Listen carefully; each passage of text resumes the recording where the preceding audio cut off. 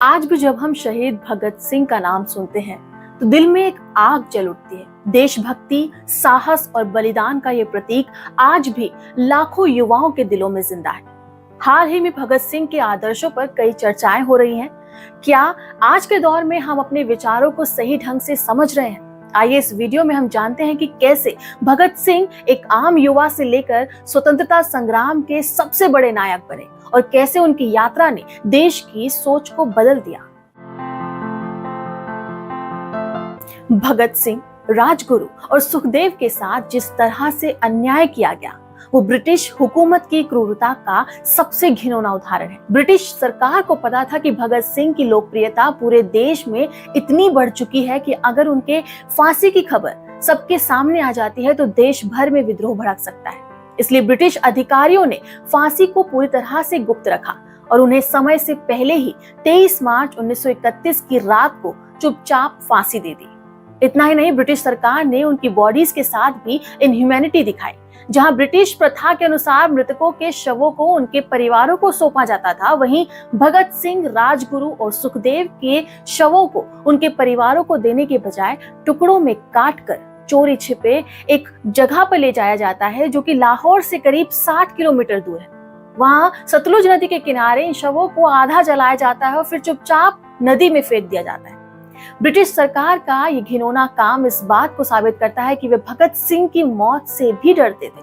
हुकूमत को इतना डर था कि अगर भगत सिंह का अंतिम संस्कार सबके सामने किया जाता तो लाखों लोग सड़कों पर उतर आते। इसलिए फांसी के बाद उनके शरीर को छिपाकर टुकड़ों में काटकर गुपचुप तरीके से दूर ले जाया गया और जल्दी जल्दी अधूरा संस्कार कर दिया गया। भगत सिंह का परिवार, जो अपने बेटे के अंतिम संस्कार का अधिकार रखता था, इस क्रूरता का शिकार हुआ। जिस व्यक्ति ने देश की आजादी के लिए अपनी जान दे दी, उनके साथ ऐसी बर्बरता का जो काम किया गया है वो कहीं ना कहीं मानवता के खिलाफ है। युवाओं के लिए इससे बड़ी प्रेरणा क्या हो सकती है? भगत सिंह का जीवन और बलिदान हर उस व्यक्ति के लिए एक सबक है जो अपने देश से प्यार करता है। जिस तरह से ब्रिटिश सरकार ने भगत सिंह, राजगुरु और सुखदेव के साथ बर्बरता की, वो इस बात का प्रतीक है कि उनकी क्रांति ब्रिटिश हुकूमत के लिए एक ऐसा डर बन गई थी जिसे वो उनकी मौत के बाद भी नहीं मिटा सके। आज हमें इस बलिदान को बेकार नहीं जाने देना चाहिए।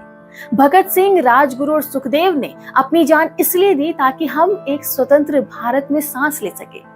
यह हमारी जिम्मेदारी है कि हम उस आजादी की कीमत को समझें और उसे सुरक्षित रखें। अगर आप भगत सिंह के समय में पैदा हुए होते तो क्या आप उनकी तरह ब्रिटिश सत्ता के खिलाफ खड़े हो पाते? शायद नहीं। लेकिन आज इस स्वतंत्र भारत में आप भगत सिंह की तरह अपने देश के निर्माण में हिस्सा ले सकते हैं। देश के लिए कुछ करना सिर्फ संघर्ष करने तक ही सीमित नहीं है, ये अब निर्माण करने का समय है। भगत सिंह, राजगुरु, सुखदेव का बलिदान सिर्फ एक ऐतिहासिक घटना नहीं है, ये आज के हर युवा के लिए एक जिम्मेदारी है। देश की सेवा करने का और उसके विकास में योगदान देने के साथ साथ ये सुनिश्चित करने का कि उनकी कुर्बानी व्यर्थ ना जाए। हम भगत सिंह को तभी सही मायनों में सम्मान दे सकते हैं जब हम अपनी जिम्मेदारियों को समझें और एक बेहतर, सशक्त भारत का निर्माण करें। यही भगत सिंह की सच्ची विरासत होगी। आपको बता दूं कि भगत सिंह का जन्म एक क्रांतिकारी परिवार में हुआ था और उनके बचपन के दिन ऐसे समय में गुजरे जब देश की आजादी की लड़ाई अपने चरम पर थी। छोटे से भगत सिंह ने बचपन में ही अपने परिवार के सदस्यों को स्वतंत्रता संग्राम में भाग लेते हुए देखा, जिसने उसकी सोच और विचारों को आकार दिया। 1919 में जलियांवाला बाग में हुए नरसंहार ने भगत सिंह के मन पर गहरा प्रभाव डाला। तभी से उन्होंने ब्रिटिश सरकार के खिलाफ लड़ाई लड़ने का फैसला किया। भगत सिंह ने अपनी स्टूडेंट लाइफ में महान क्रांतिकारों के बारे में पढ़ा और जाना और तभी से उनके मन में क्रांति की आग जल गई। लाहौर के कॉलेज में पढ़ते समय भगत सिंह ने क्रांतिकारी समूहों से जुड़ना शुरू किया और ब्रिटिश हुकूमत के खिलाफ एक्टिव हो गए। उनकी हिम्मत और सोच ने उन्हें जल्दी ही हिंदुस्तान रिपब्लिकन एसोसिएशन जैसे क्रांतिकारी संगठनों में से एक प्रमुख नेता बना दिया। 1928 में जब लाला लाजपत राय की पुलिस लाठीचार्ज में मौत हो गई, तब भगत सिंह ने ब्रिटिश ऑफिसर्स की हत्या कर दी।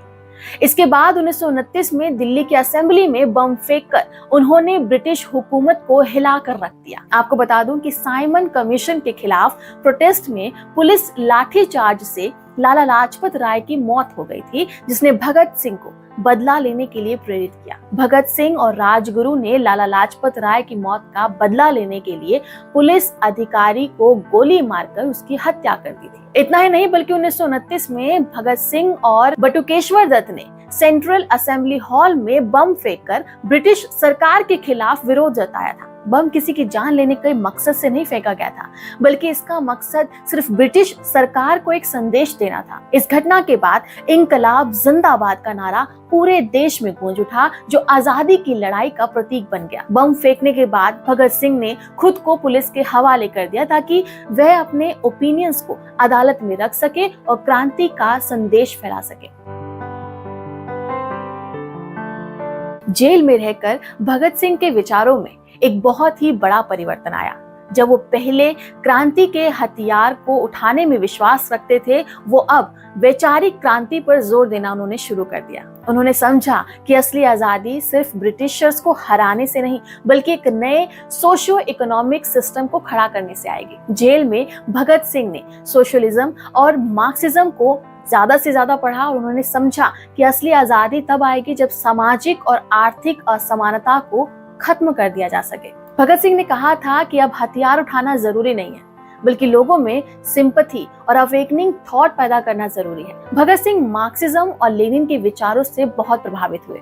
उन्होंने एक बराबरी के समाज की कल्पना की थी। भगत सिंह ने जेल में अपने अंतिम दिनों में Why I am a Atheist लिखी थी, जो उनकी कंसेप्चुअल थिंकिंग को साफ करती है। भगत सिंह ने देखा कि आजादी के बाद भी अगर सोशल अनइक्वालिटी रहती है तो देश को सच्ची आजादी नहीं मिल सकेगी। भगत सिंह की सोच सिर्फ उस समय के लिए लिमिटेड नहीं थी जब वे ब्रिटिश हुकूमत से लड़ रहे थे। उनकी सोच और उनके सिद्धांत आज भी उतने प्रासंगिक हैं जितने तब थे। आज के दौर में जब भारत के युवा तेजी से बदलते समाज का हिस्सा बन रहे हैं, उन्हें भगत सिंह की वैचारिक क्रांति से बहुत कुछ सीखने की जरूरत है। आजादी का मतलब सिर्फ एक देश को बाहरी शक्तियों से आजाद करना नहीं होता, बल्कि अपनी सोच को, अपनी धारणाओं को भी मुक्त करना होता है। भगत सिंह ने कहा था कि असली आजादी वह है जो हमारे मस्तिष्क में आती है। आज के युवाओं को इस बात को समझने की जरूरत है कि हमारी मानसिक गुलामी, चाहे वो धार्मिक कट्टरता की हो, चाहे वो जाति आधारित भेदभाव हो या फिर सामाजिक असमानता हो, इन सब से आजाद होना असली आजादी है। भगत सिंह ने सिर्फ ब्रिटिश सत्ता का विरोध नहीं किया, उन्होंने हर उस सोच का विरोध किया जो मानवता को नीचा दिखाने की कोशिश करती है, चाहे वो धर्म के नाम पर हो, जाति के आधार पर हो या वर्ग भेद की वजह से हो। उन्होंने साफ कहा था कि हमें अपने अंदर की बुराइयों से भी लड़ाई लड़नी होगी। आज के युवा को इसी संघर्ष का हिस्सा बनना है, चाहे वो जेंडर इक्वालिटी की बात हो, चाहे वो एनवायरमेंट जस्टिस की बात हो। हम देख रहे हैं कि कैसे आज एक युवा अपने अपने स्तर पर आवाज उठा रहे हैं, चाहे वो क्लाइमेट चेंज के खिलाफ हो या फिर कम्युनलिज्म के खिलाफ हो। भगत सिंह का यही सपना था कि एक युवा देश में जागरूक होना चाहिए और अन्याय के खिलाफ खड़ा होना चाहिए। भगत सिंह का यह भी मानना था कि अगर सही लीडरशिप को फॉलो नहीं किया गया तो आजादी का कोई मतलब नहीं रह जाएगा। आज के युवा भगत सिंह से ये भी सीख सकते हैं कि लीडरशिप का मतलब सिर्फ पावर या पोजीशन को हासिल करना नहीं होता। उन्होंने एक एथिकल लीडरशिप की वकालत की थी जो कि जनता के हितों के लिए काम करे। आज के समय में जब हम कई बार लीडर्स की अकाउंटेबिलिटी पर सवाल उठाते हैं, भगत सिंह का ये संदेश हमें सिखाता है कि एक सच्चा नेता वही होता है जो अपने विचारों पर अडिग रहे और जनता की भलाई के लिए बिना किसी स्वार्थ के काम करे। आज के युग में टेक्नोलॉजी ने क्रांति के रूप में नया जन्म लिया है। भगत सिंह अगर आज होते तो शायद वो भी टेक्नोलॉजी का इस्तेमाल अपने विचारों को फैलाने के लिए करते। सोशल मीडिया, डिजिटल प्लेटफॉर्म और इंटरनेट ने आज के युवाओं को एक ऐसा हथियार दिया है जो शांति को कायम कर सकता है। जैसे भगत सिंह ने असेंबली में बम फेंककर बिना किसी को नुकसान पहुंचाए एक बड़ा संदेश दिया था, वैसे ही आज के युवा डिजिटल कैंपेन के जरिए दुनिया को बदलने की कोशिश कर रहे हैं। चाहे वो मीटू आंदोलन हो, ब्लैक लाइव्स मैटर हो या फिर क्लाइमेट स्ट्राइक हो, हर आंदोलन में आज के युवा भगत सिंह की तरह बिना किसी हिंसा के बदलाव की बात करते हैं। यही भगत सिंह की सच्ची विरासत है, एक ऐसी क्रांति जो हिंसा की जगह विचारों को देती है। भगत सिंह का ये भी मानना था कि शिक्षा से बड़ा कोई हथियार नहीं होता। आज के युवाओं को भी ये समझना चाहिए कि असली क्रांति तब होती है जब ज्ञान का प्रचार प्रसार होता है। भगत सिंह खुद पढ़ने के शौकीन थे और उन्हें जेल में रहते हुए मार्क्स, लेनिन और कई समाजवादी विचारकों को पढ़ा था, उनकी किताबें पढ़ी थी, उनको शौक भी था ये सब पढ़ने का। और उन्होंने हमेशा कहा कि क्रांति विचारों से शुरू होती है। आज जब भारत में शिक्षा का स्तर बढ़ रहा है तो हमारे युवा भगत सिंह से ये सीख ले सकते हैं कि कैसे शिक्षा के माध्यम से अपने समाज में बदलाव लाया जा सकता है। एक पढ़ा लिखा नागरिक ही एक सशक्त समाज का निर्माण कर सकता है। लेकिन भगत सिंह के विचारों से सिर्फ क्रांति की बातें ही नहीं सीखनी चाहिए, उन्होंने हमें ये भी सिखाया है कि सेवा भाव क्या होता है। उन्होंने अपना पूरा जीवन देश की सेवा में लगा दिया और उन्होंने एक बार भी अपने लिए कुछ नहीं मांगा। भगत सिंह का समर्पण हमें सिखाता है कि असली सेवा का मतलब क्या होता है। आज के युवा चाहे वो किसी भी क्षेत्र में काम कर रहे हो, चाहे बिजनेस में हो, टेक्नोलॉजी में हो या आर्ट में हो, उन्हें ये समझना होगा कि भगत सिंह की तरह अगर वो देश और समाज के प्रति समर्पित रहेंगे तो वो एक बहुत ही बड़ा बदलाव ला सकते हैं। उनके जीवन से हमें ये भी सीखने को मिलता है कि समाज में अपनी भूमिका निभाने से बड़ा कोई और योगदान नहीं हो सकता। आपको ये बात जरूर हैरान कर सकती है कि भगत सिंह ने क्रांति का जो मतलब बताया वो सिर्फ सत्ता पलटने के लिए नहीं था, बल्कि समाज के हर उस हिस्से को जगाने का था जो सोया हुआ है। उन्होंने अपनी किताबों और लेटर्स में इस बात को बार बार दोहराया भी है कि असली क्रांति वही होगी जो समाज के ढांचे के अंदर से बदलाव लाएगी। उनके ये शब्द हमें आज भी प्रेरित करते हैं, क्योंकि उन्होंने कहा था कि क्रांति कोई गुंडागर्दी नहीं है, क्रांति वह है जो लोगों के दिलों और दिमाग में बदलाव लाए। इस सोच से हमें आज भी प्रेरणा लेनी चाहिए। आज के समय में जब हम कई सामाजिक और राजनीतिक मुद्दों से जूझ रहे हैं, चाहे वो बेरोजगारी हो, भ्रष्टाचार हो या लिंग की असमानता हो, भगत सिंह की यही सोच हमें सिखाती है कि हमें खुद में बदलाव लाना होगा। उन्होंने कहा था कि क्रांति तलवार की धार से नहीं बल्कि विचारों की तेजी से होती है, और यही बात आज के समय में सबसे ज्यादा महत्वपूर्ण है। यदि हम बदलाव चाहते हैं तो हमें अपनी सोच को बदलना होगा और फिर इसे समाज तक पहुंचाना होगा। भगत सिंह का यह भी मानना था कि सिर्फ राजनीतिक क्रांति से कुछ हासिल नहीं होगा जब तक सामाजिक ढांचे में परिवर्तन नहीं लाया जाएगा। उन्होंने जाति व्यवस्था का विरोध किया, धार्मिक कट्टरता को चुनौती दी और हर प्रकार के शोषण का विरोध किया। ये लड़ाई आज भी जारी है, चाहे वो जाति आधारित भेदभाव हो, धार्मिक ध्रुवीकरण हो या आर्थिक असमानता हो।